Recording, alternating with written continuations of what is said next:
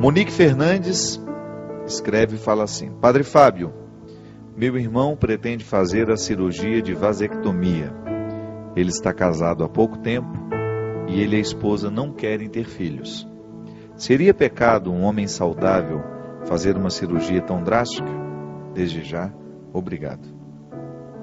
Obrigada. Monique, a vasectomia é uma cirurgia que de alguma maneira mutila, né, a capacidade humana dessa reprodução, que é um dom de Deus. Primeira coisa, o casal tem todo o direito de dizer que não quer ter filhos agora, neste momento da vida. Agora, por favor, utilize dos métodos naturais para isso, né? Para que fazer uma mutilação dessa? Para que mutilar a sua capacidade de ser homem, se você pode, junto com a sua esposa, controlar bem, através de uma orientação médica? A mulher, é interessante, gente, como muitas vezes nós estamos indispostos ao movimento natural do corpo. Por quê? Porque se você quiser observar as regras naturais do corpo, você tem que ter disciplina. Mas como a gente não quer disciplina, a gente corre para o recurso artificial. Por que as mulheres têm tanto medo dos métodos que são naturais, que nem mesmo a pílula anticoncepcional precisa ser usada na prevenção de filhos, no caso? Não estou entrando na questão médica, porque eu não sou médico e eu não entendo. Não quero falar bobagens aqui. Quero falar apenas de uma dimensão que me toca, que é a questão da disciplina. Não quero ser mal entendido. Não estou me opondo à ciência, não estou me opondo a nenhum desenvolvimento científico que tenha indicado a pílula anticoncepcional para tratamento disso ou daquilo, que a gente sabe que muitas mulheres utilizam do anticoncepcional para outras formas de tratamento. Não se trata disso. Eu estou falando em evitar filhos. Por que muitas vezes nós corremos dos métodos naturais? Porque todo método natural exige disciplina. Então tem lá, a mulher pode ter o conhecimento do seu corpo e administrá-lo. Isso é dom de Deus. Ah, padre, mas eu sou toda desregulada. Eu acho que há uma forma de você entender até o que em você é desregulado. O problema é que às vezes, minha gente, nós não queremos a restrição de absolutamente nada. É impressionante como nós corremos para os recursos artificiais justamente porque a gente não quer o comprometimento com a disciplina. É igual como nós vemos, a gente vê crescer isso o tempo todo entre nós. A pessoa quer ficar forte, aí ela quer ganhar 10 quilos no intervalo de 2 meses. O que ela faz?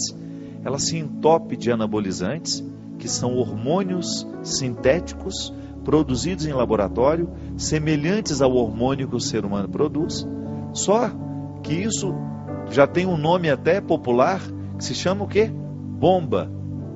Porque o que esses hormônios fazem com o corpo do rapaz, com o corpo da moça que toma? Ele provoca uma intoxicação do fígado, dos rins. Tem drogas que são altamente hepatotóxicas. Eu me lembro que quando eu passei pelo meu processo eu tive uma hepatite muito brava, né, há um tempo atrás.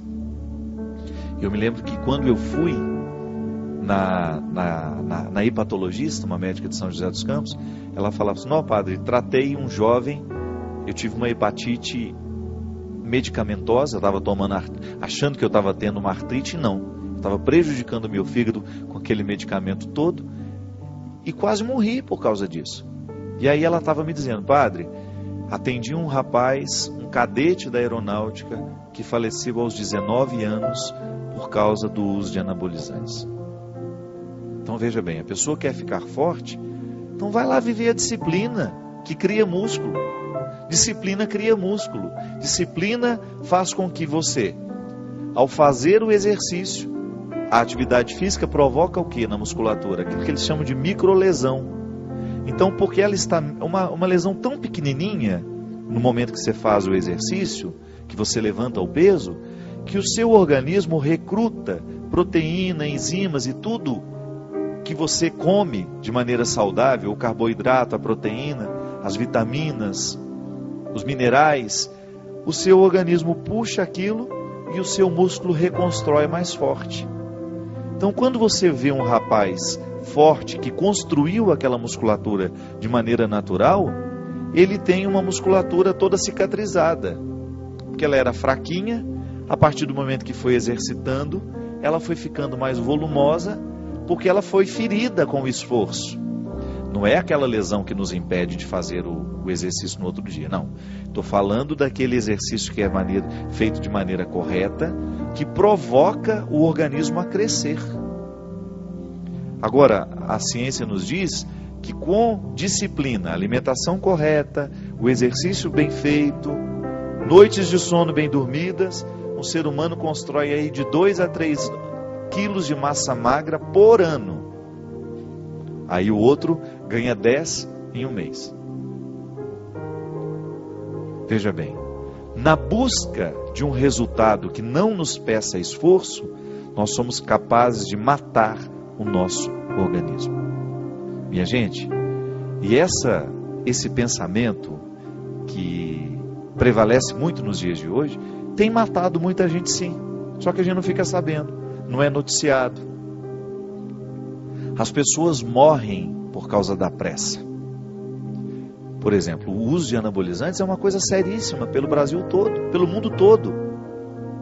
O uso de anabolizantes é muito frequente em adolescentes que querem ficar forte da noite para o dia, porque começam a frequentar a academia e ficam envergonhados porque são magrinhos e aquele rapaz é forte e ele fica olhando para ele, fica com vergonha de usar a camiseta para poder treinar. Então, o que ele faz? Usa o anabolizante para acelerar, para ele ficar parecido com o outro, só que por dentro ele está matando o organismo, ele está adoecendo o organismo. Tudo isso a gente faz. O ser humano é capaz de automutilar-se quando ele não é capaz, quando ele não tem a disciplina do método natural. É igual emagrecer. Tem gente que faz uma lipo por ano. Isso é um absurdo. É uma intervenção artificial para poder evitar a mudança de um comportamento. Cirurgia plástica, minha gente, não é brincadeira. Nós não podemos encarar a cirurgia como eu vou lá agora, vou limpar tudo, Cuidado. Você tem todo o direito de querer estar bem, de cuidar da sua saúde, mas não faça com que o artificial retire você do compromisso de mudar de atitude. De nada vale você ir lá fazer uma lipo se você não muda o seu comportamento, o seu jeito de se alimentar, se você não insere uma disciplina no seu dia a dia de uma atividade física, porque senão você vai ficar utilizando-se de métodos artificiais até o momento em que seu organismo não aguenta mais. Tudo na vida, quando a gente quer o artificial, quando a gente evita a disciplina dos métodos naturais, nós corremos o risco de comprometer a nossa saúde. E a gente se ataca, a gente se agride. Aqui nesse caso, quantos casais você vê, a gente encontra por aí, que não tem a menor disciplina com a vida sexual, como se o sexo fosse acabar, né? Aliás, eu acho que você tem até que economizar para o prazer durar a vida inteira, né? Quantas vezes você encontra casais que já não aguentam mais olhar um para a cara do outro? Claro, namoraram 3, 4 anos, já transavam frequentemente, já não tinha, casaram, já não tinha mais nenhuma surpresa a mais. E é interessante que a preservação do mistério do corpo, ela vale até para quem está casado. Isso prolonga o prazer, isso prolonga a satisfação. O outro é um mistério. O sexo não pode ser banal.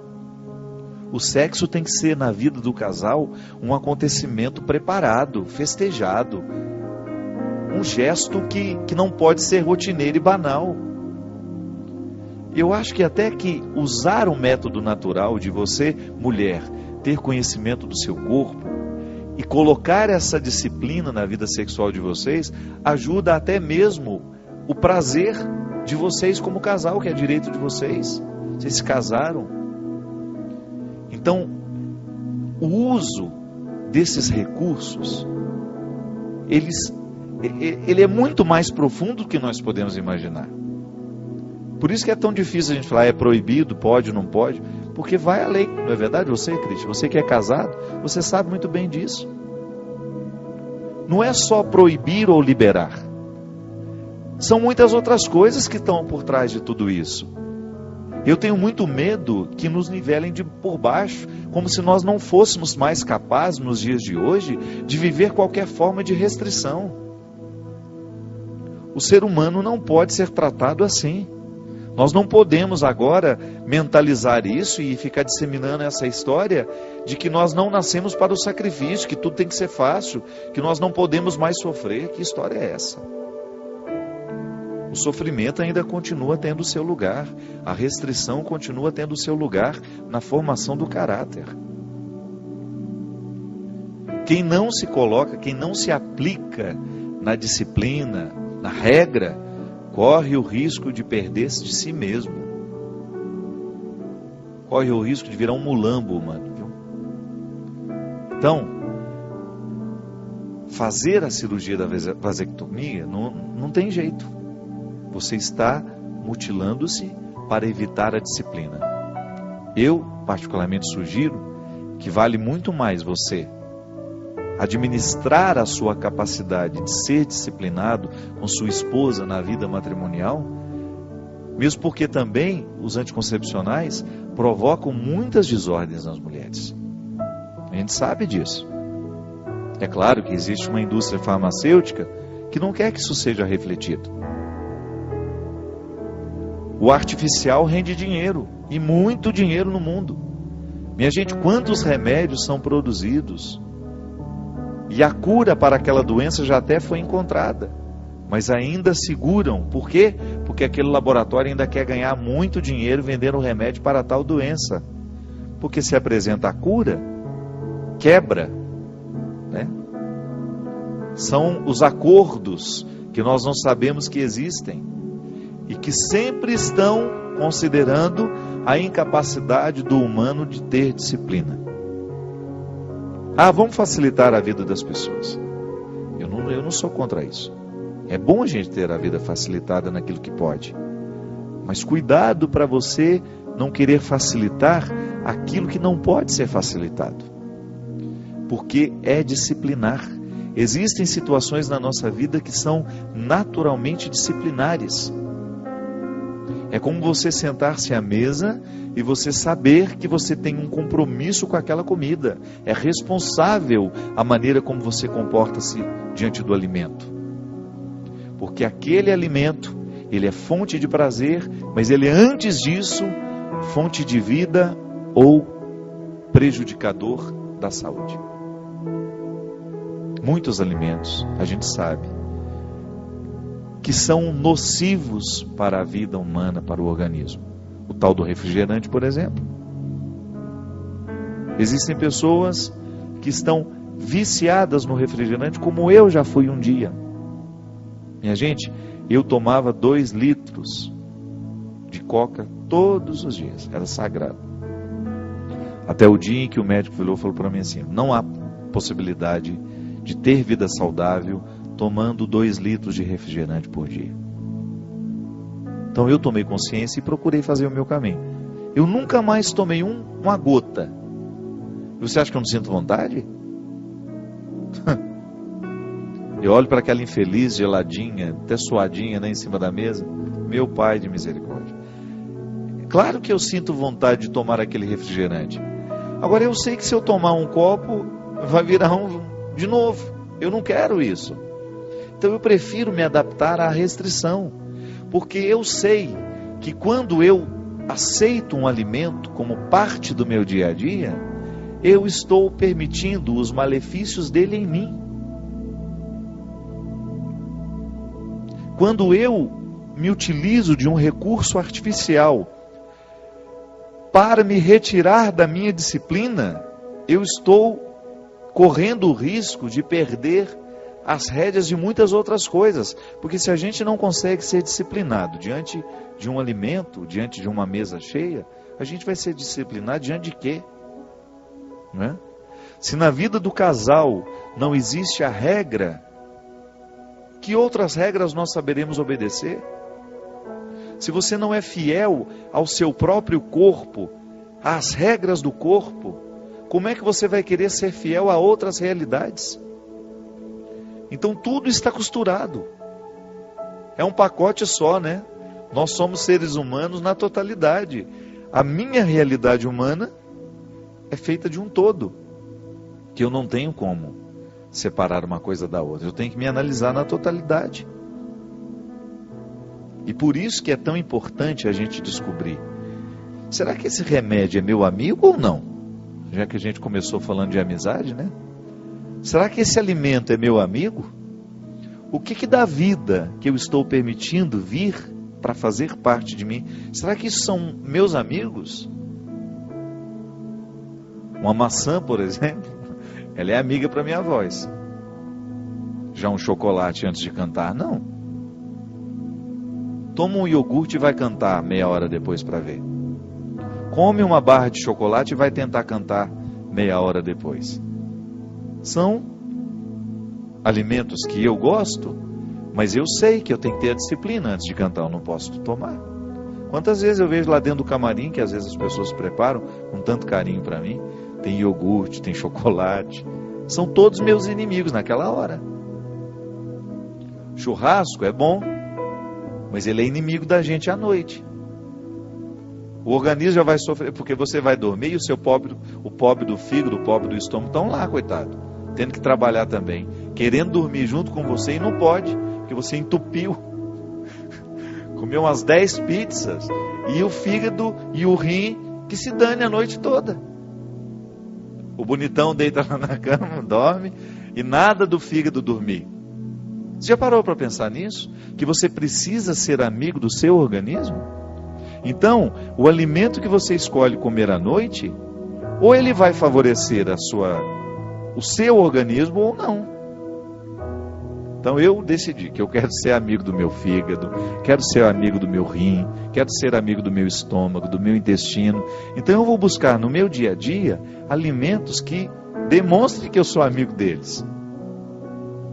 Porque se chegar da noite, eu estou lá com sono e com fome, eu me permitir comer uma dobradinha com bastante mandioca frita e costelinha de porco, e aí deito para dormir, tudo bem. E o pobre do organismo que vai ter que ficar ali, noite inteira.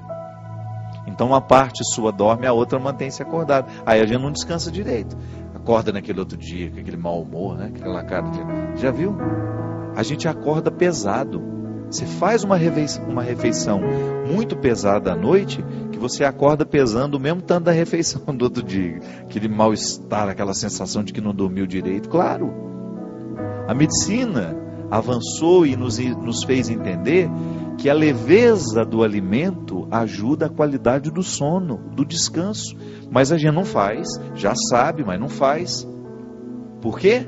Porque a gente olha para aquela montoeira de pizza e você não tem disposição de dizer, não, posso até estar com você, mas hoje não é o momento, essa não é a hora. É como eu ver a barra de chocolate lá no camarim e eu sentir vontade de comer e me prejudicar. Eu vou me sabotar?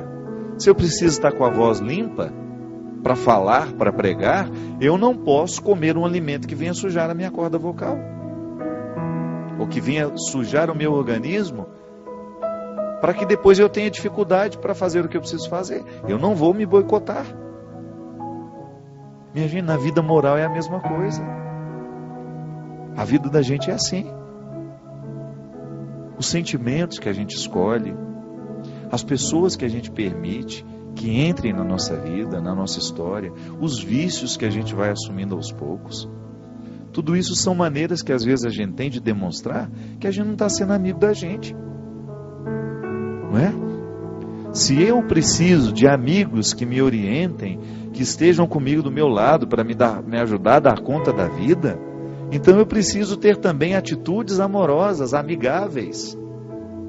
A minha atitude, as minhas escolhas precisam ser minhas amigas. Eu não posso ser meu inimigo nas escolhas que eu faço. O que eu trago para a minha vida é demonstração de amizade ou não. Por isso, hoje antes de dormir, primeiro, não se entope de pizza nem de churrasco, já começa concreto, né? Come leve, para que seu organismo durma todo ele. Vai com essa consciência tranquila para a cama. Estou indo deitar, vou dormir, e vai dormir também o fígado, o intestino, o estômago, ficar todo mundo em paz. Vai todo mundo dormir comigo. E amanhã você vai amanhecer mais disposto. Mas pense também naquilo que você está trazendo para a sua vida, que possa ser um sinal de inimizade. Os sentimentos que você está nutrindo hoje, por exemplo, podem ser sentimentos inimigos. Aquela preocupação que você leva para a cama, né, é sentimento inimigo. O ódio, o rancor, é sentimento inimigo. Não pode não. Cuidado. Cuidado para que essa digestão emocional aconteça o tempo todo, nessa consciência de você olhar para a vida que você está vivendo e ser capaz de identificar se esse jeito de viver está sendo amigável. Se Deus está tendo a oportunidade de fazer em você a obra que Ele precisa. Nós somos um canteiro de obras onde Deus trabalha. Mas ou a gente é favorável a essa obra, a esse trabalho que Deus realiza, ou não. Porque Deus não nos força. Deus não nos obriga a absolutamente nada. Ele apenas mexe com a gente para que a gente seja, para que provocados por Ele, a gente permita. E se a gente permite, essa obra de Deus faz um bem muito grande, faz um bem imenso, porque a ação de Deus na nossa vida é sempre amiga. E é isso que eu lhe desejo, que você tenha a possibilidade de voltar, de reencaminhar tudo aquilo que está desfavorável a você. Modifique. Não tenha medo de fazer essa faxina tão necessária, essa reorientação, essa conversão que passa por todas as dimensões da disciplina que a gente precisa ter.